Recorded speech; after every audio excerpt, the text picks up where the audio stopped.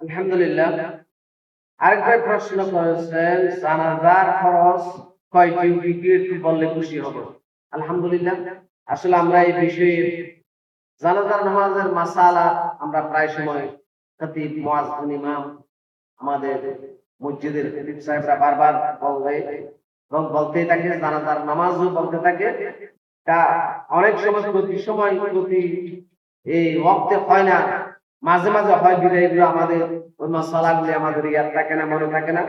আসলে জানাজার খরচ হচ্ছে দুটি। জানাজার খরচ কয়টি? মনে থাকবে, জানাজার খরচ দুইটি।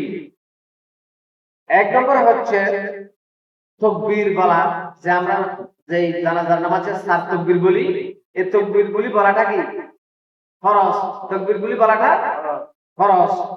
দ্বিতীয় নম্বরে দাঁড়িয়ে নামাজ পড়া খরচ। জানাজার ভিতরে এই দুইটাই খরচ। এই দুইটা আদায় হলে নামাজ আদায় হয়ে যাবে। তন্মধ্যে সুন্নতের ব্যবহার রয়েছে তিনটি। তন্মধ্যে আল্লাহ রাব্বুল আলামিনের প্রশংসা করা নামাজের ভিতরে, আর দরুদ পড়া। আমরা যে দরুদে ইব্রাহিম করেছে নামাজে দরুদ শরীফ করি না, ওই দরুদ পড়া। আর শেষ পর্যায়ে যে দোয়াটা করি, উপস্থিত অনুপস্থিত সকলের জন্য আমরা দোয়া করি না, আল্লাহুম্মা ফির লাহিয়ানা ওয়া মাইয়িতিনা ওয়া শাহিদিনা ওয়া গায়বিনা। উপস্থিত অনুপস্থিত ছোট বড় ময়ত সকলের জন্য আমরা যে দোয়া করি না, এই দোয়াটা করাই আসলে সুন্নাত।